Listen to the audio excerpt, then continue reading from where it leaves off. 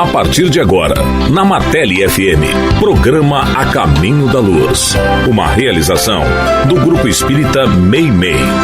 Programa A Caminho da Luz. Apresentação: Valquíria Oliveira e Ailton Moraes.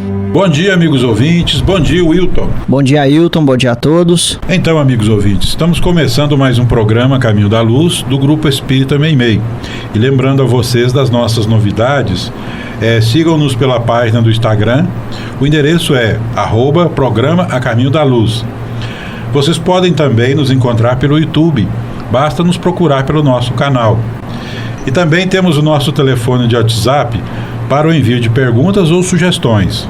O telefone é 31 98 344 7898. Repetindo, 31 98 344 7898.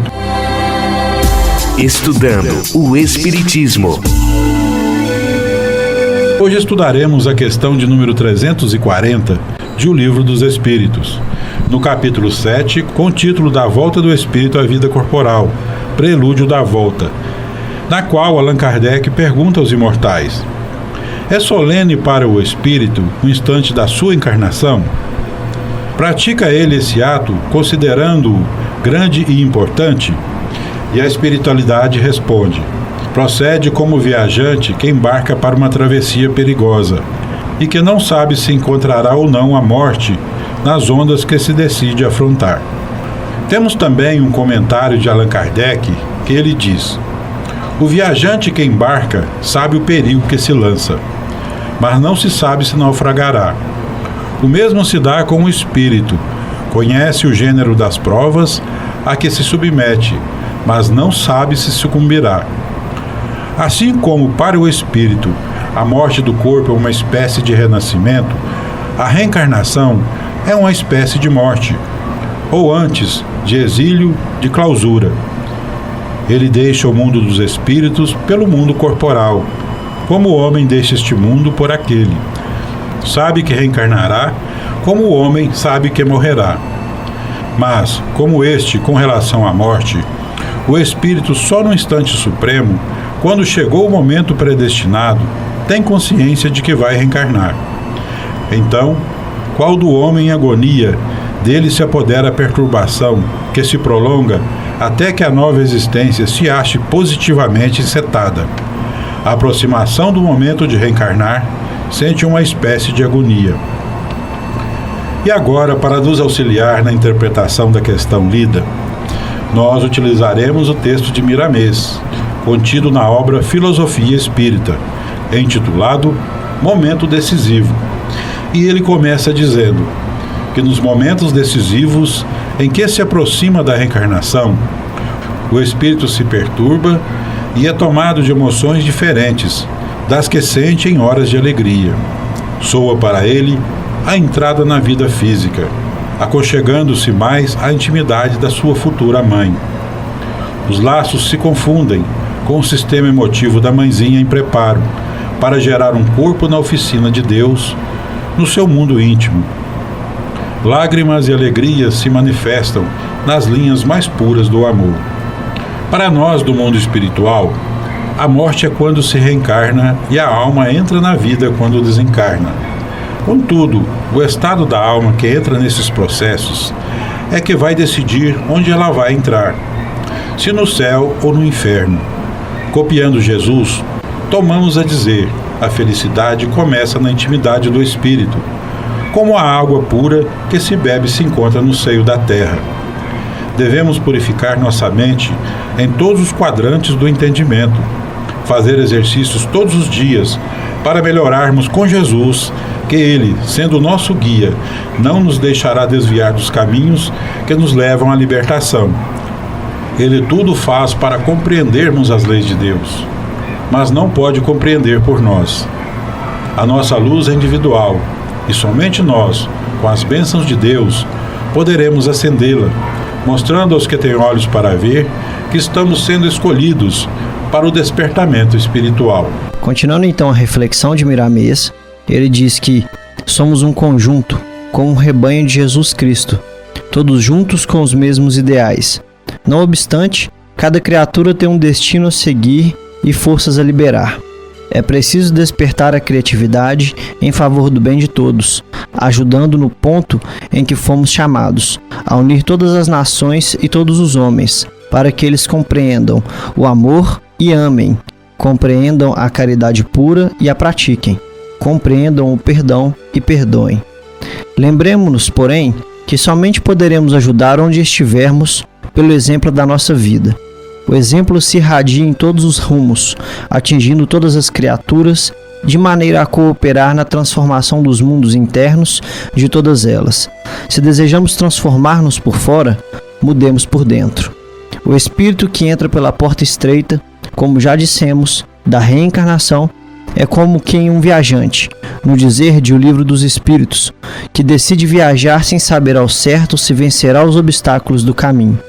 Se podemos dizer, é uma aventura necessária à sua evolução. É nesse sentido que as escolas espirituais trabalham, para encorajar todos os espíritos que descem à Terra, nas linhas da vida sucessivas, a fim de não voltarem do meio do caminho, complicando assim as outras voltas que devem suceder. E para finalizar, podemos começar o trabalho de preparo para novas reencarnações na caridade, no entendimento e mesmo no amor. A doutrina espírita vem nos esclarecer todos os pontos frágeis que temos. O lema do Espiritismo é: educai-vos e instruí-vos. Desta forma, não cairemos em novas tentações. O espírito, conforme o seu entendimento, na hora do nascimento, ou melhor, no momento das ligações dos primeiros laços ao corpo que deve se formar, sente que está morrendo, perdendo a consciência, para depois recuperá-la gradativamente com o crescimento do corpo. Mas não na totalidade dos poderes do espírito, apenas pequena percentagem da consciência, no sentido de que os nossos esforços, como prisioneiro na carne, possam criar um compromisso dos nossos deveres ante as promessas aceitas. Mas a bondade de Deus é tamanha que em todos esses lances temos amigos espirituais que nos acompanham como pais, de onde vertem todo o carinho e amor a nos mostrar os caminhos da luz. E tudo isso depende das nossas decisões de acertar com Jesus no coração. Bom, vamos então fazer uma pequena interpretação tanto da questão lida do Livro dos Espíritos, tanto do texto lido de Allan Kardec e tanto da interpretação que foi muito bonita de Miramês.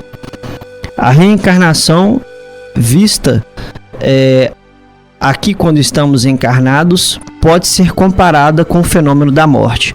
Por isso que a morte é considerada como um fenômeno, porque a reencarnação também é considerada como um fenômeno. Imagina a gente estando desencarnados, você sendo um espírito desencarnado. Você está em projeto de reencarnação. É uma viagem perigosa, podemos dizer assim. Por que eu digo esse termo perigoso? Porque quando a gente já faz um caminho em que a gente conhece o caminho que vai fazer, estamos acostumados a fazê-lo, temos segurança em fazê-lo, temos plena segurança daquele caminho, é uma viagem mais confortável. A gente está comparando isso aos espíritos já um pouco mais evoluídos, em que reencarnam com maiores probabilidades de calmaria, de tranquilidade devido ao seu estado moral. Agora, quando a gente viaja com insegurança ou sem conhecer o caminho direito que vamos traçar, ou sem equilíbrio, é uma viagem de certa forma perigosa. Por mais que a gente se prepare, que a gente treine, que a gente estude, que a gente se dedique, o nosso medo ou a nossa insegurança é a incerteza de como vamos nos comportar. Agora vamos colocar na posição de um espírito encarnado, a qual estamos agora. Somos seres humanos, espíritos encarnados.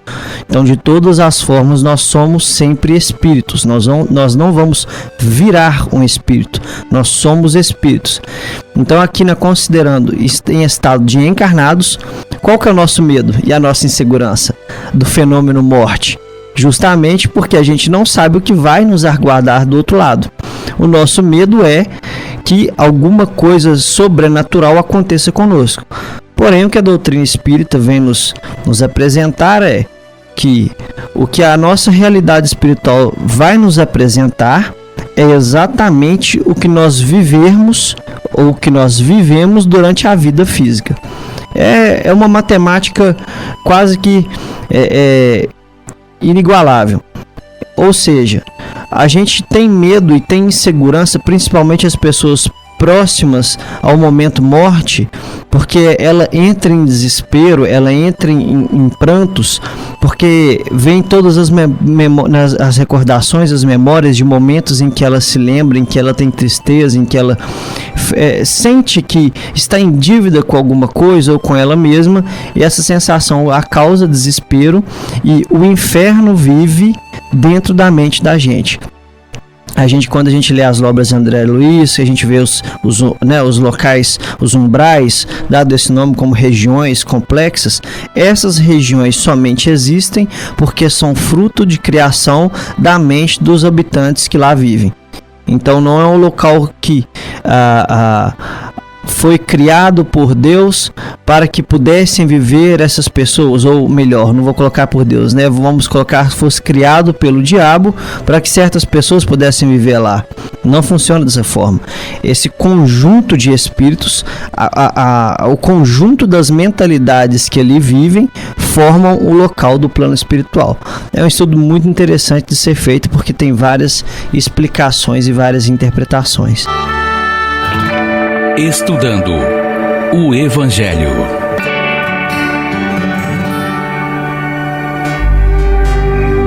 Continuando nosso estudo do Evangelho segundo o Espiritismo, agora no capítulo 8, com o título Bem-aventurados os puros de coração, estamos nas instruções dos Espíritos, no item 19, que é uma mensagem de um Espírito protetor dada em Bordeaux, na França, no ano de 1861.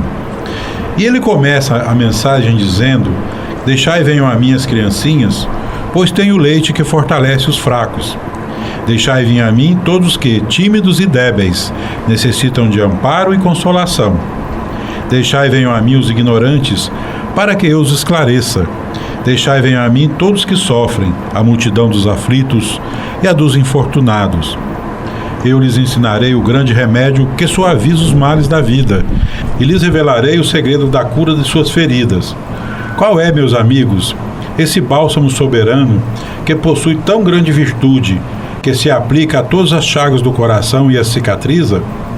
É o amor, é a caridade. Se possuís esse fogo divino, que é o que podereis temer?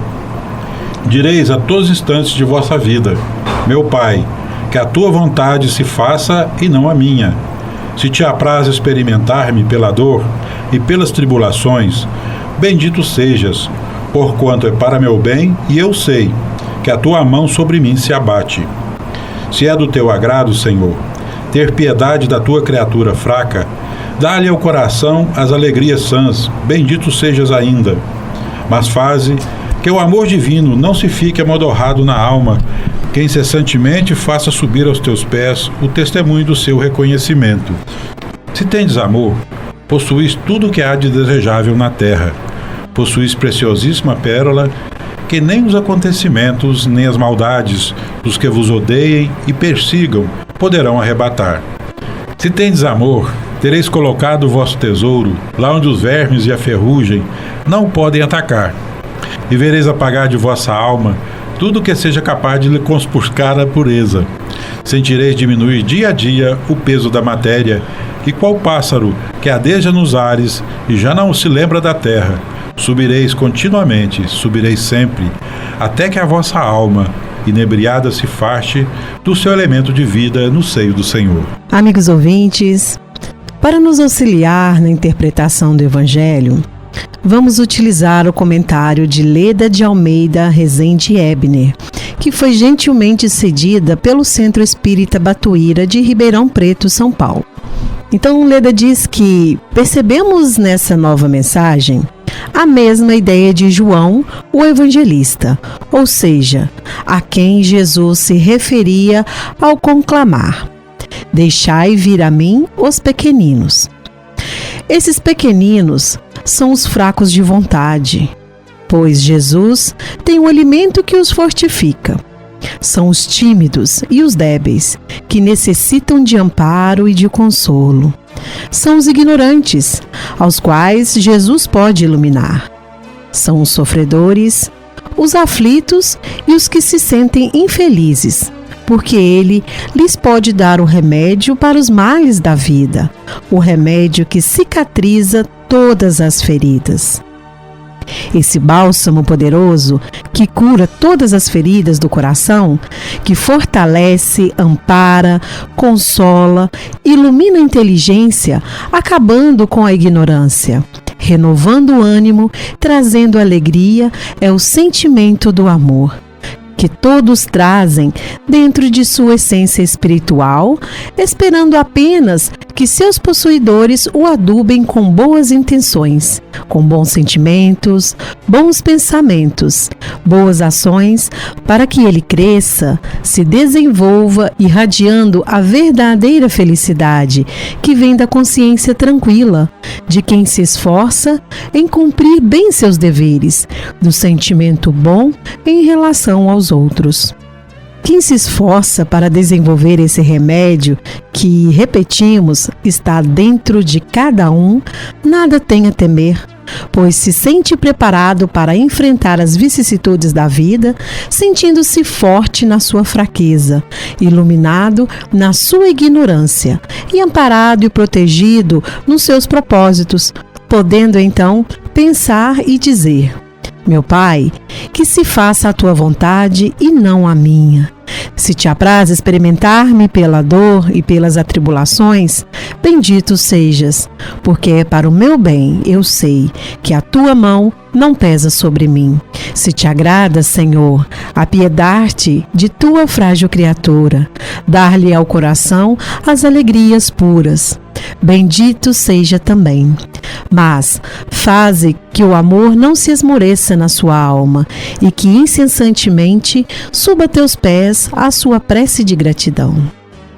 A terceira frase, porque é para o meu bem, eu sei que a tua mão pesa sobre mim, evidentemente traduz uma grande confiança na justiça e no amor de Deus, que se faz presente através da sua sábia lei de causa e efeito, que dá a cada um segundo suas obras, fazendo com que se colha exatamente o que se plantou. É assim que se deve entender: a tua mão pesa sobre mim. O autor compara o amor a uma pérola sublime, que quem a possui nada pode temer, e que ninguém, nem as mais diversas circunstâncias, nem os malefícios dos que vos odeiam e perseguem poderão jamais arrebatar. E Leda finaliza dizendo que isso é uma verdade, vista que o amor, sendo o sentimento maior, tudo analisando na compreensão, no entendimento real das condições espirituais dos outros, das situações, faz com que quem o possua jamais se sinta ofendido, ferido, injuriado, porque não é atingido pelas vibrações negativas que vêm de fora. Mantém-se sempre sereno, confiante em Deus, em si e nos outros. Se tiverdes amor, tereis colocado o vosso tesouro onde nem a traça nem a ferrugem o devoram, e vereis desaparecer insensivelmente da vossa alma tudo o que lhe possa manchar a pureza. Dia a dia sentireis que o fardo da matéria se torna mais leve. E como um pássaro que voa nos ares e não se lembra da terra, subireis incessantemente, subireis sempre, até que a vossa alma, inebriada, se impregne da verdadeira vida no seio do Senhor. Assim, se continuarmos firmes na vontade de desenvolver o amor em nós, caindo muitas vezes, mas levantando cada vez mais rápido e recomeçando sempre, custe o que custar, um dia, não importa quando, perceber-nos-emos libertos de tudo e qualquer sentimento negativo, refletindo somente amor. Diante de tal conquista, como nada são as dores e os sofrimentos da terra.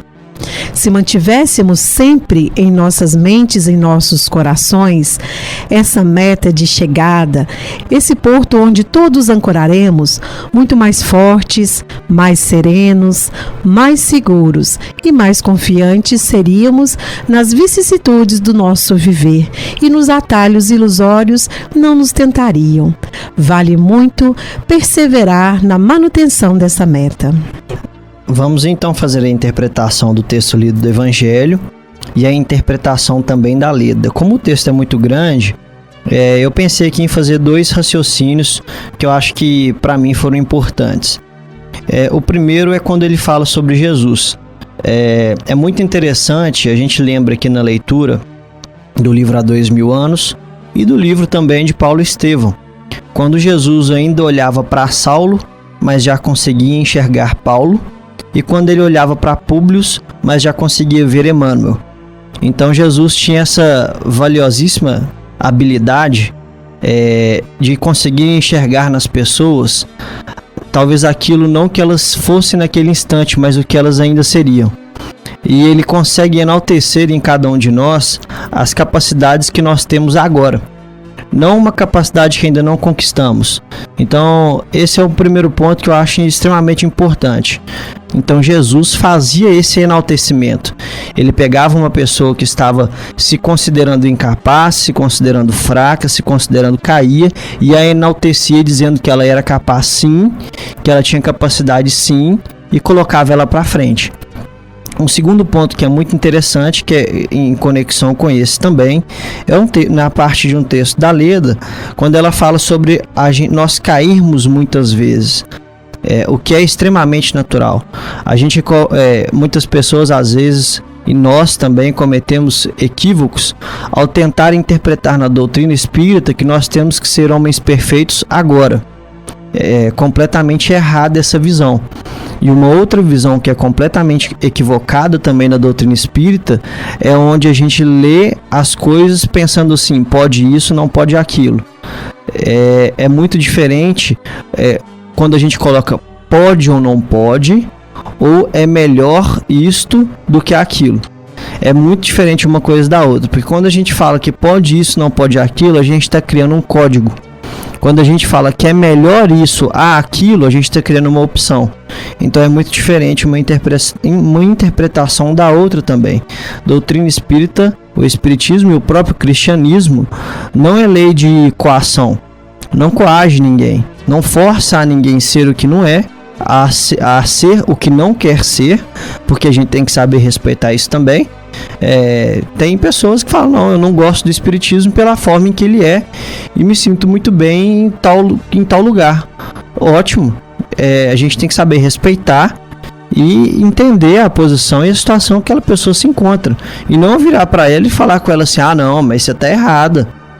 Tá errado esse pensamento seu, você tem que ser espírita, ou você tem que ser católico, ou você tem que ser protestante, enfim. A grande dificuldade que a gente encontra, a gente vê isso, tem até uns estudos que Clóvis de Barros, dentre outros filósofos fazem, Mário Sérgio Cortella, é que a gente tem uma incapacidade de permanecer no equilíbrio, no meio. A gente sempre tem que estar para algum lado.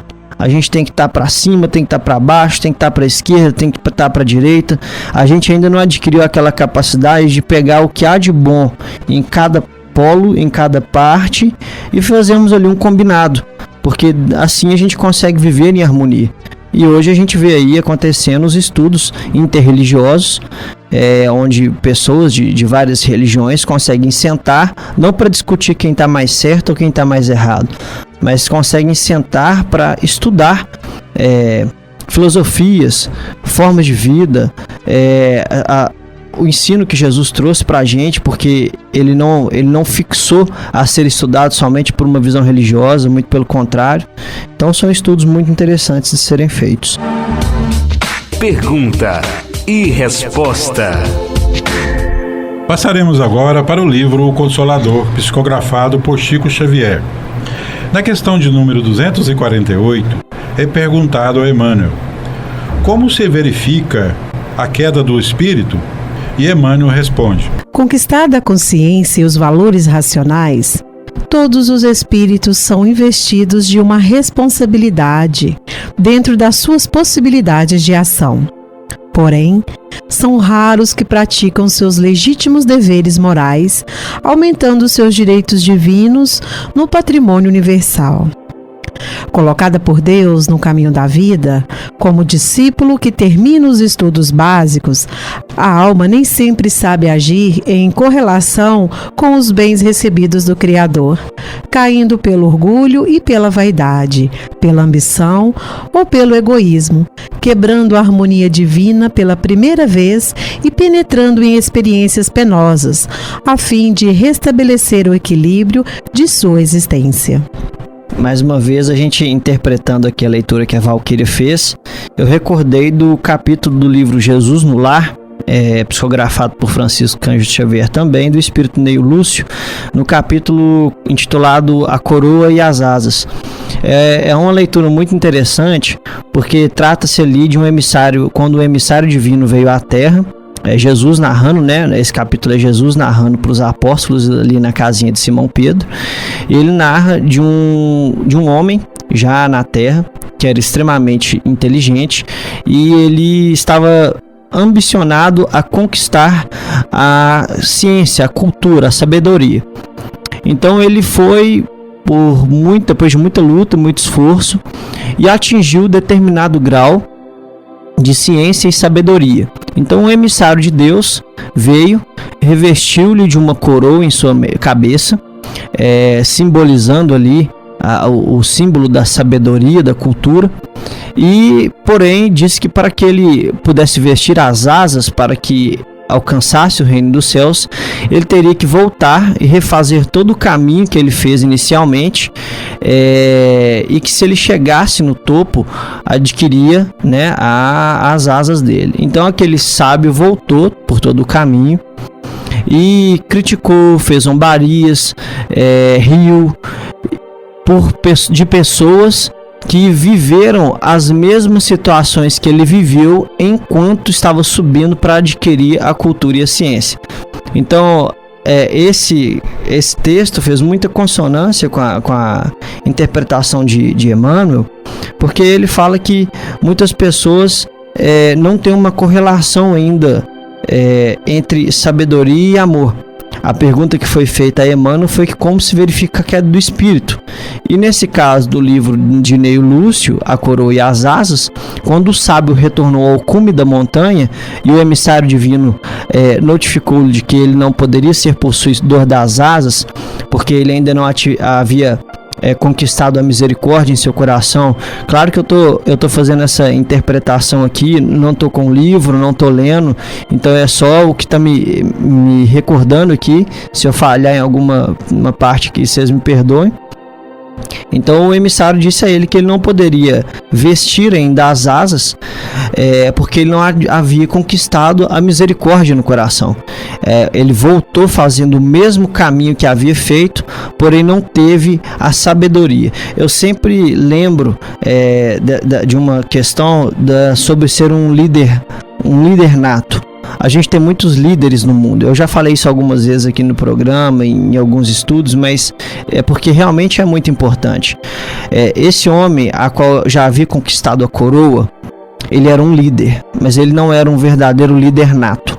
Ele havia atingido determinado grau de sabedoria, e o que o anjo, o emissário divino, pediu foi que para que ele voltasse e auxiliasse as pessoas do caminho para que atingissem aquilo que ele já havia atingido. Ou seja, aquilo para ele não era um desafio intelectual, era um desafio emocional, em que ele poderia ajudar as pessoas a atingir o que o intelectual dele já havia atingido. Então essa é uma interpretação muito interessante, vale a leitura do texto que está no livro Jesus no Lar. E domingo que vem estudaremos a questão de número 341, do Livro dos Espíritos, e no Evangelho segundo o Espiritismo estaremos no capítulo 8. com o título Bem-aventurados os puros de coração. Bem-aventurados os que têm os olhos fechados. E já no Perguntas e Respostas, falaremos da questão de número 249. Queridos ouvintes, no programa do dia 8 de dezembro, sortearemos o livro Renúncia, psicografado por Francisco Cândido Xavier, ditado por Emmanuel. Lembrando a todos que será somente para quem enviou a pergunta ao programa, tá bom? Então, boa sorte! Então, chegando ao término de mais um programa, nós agradecemos a Deus, ao nosso Pai Celestial, por mais esta bendita oportunidade de falarmos aos corações de nossos ouvintes e pedimos a Jesus que nos abençoe e nos ilumine e nos dê muito amor e muita paz. Tenhamos todos um bom dia, uma ótima semana. Bom dia, Wilton. Bom dia, Valquíria. Bom dia, Ailton. Bom dia a todos. Bom dia, Ailton, Wilton. Bom dia, meus queridos ouvintes. Muito obrigado pela companhia e até domingo que vem. Você ouviu Programa A Caminho da Luz, uma realização do Grupo Espírita Meimei.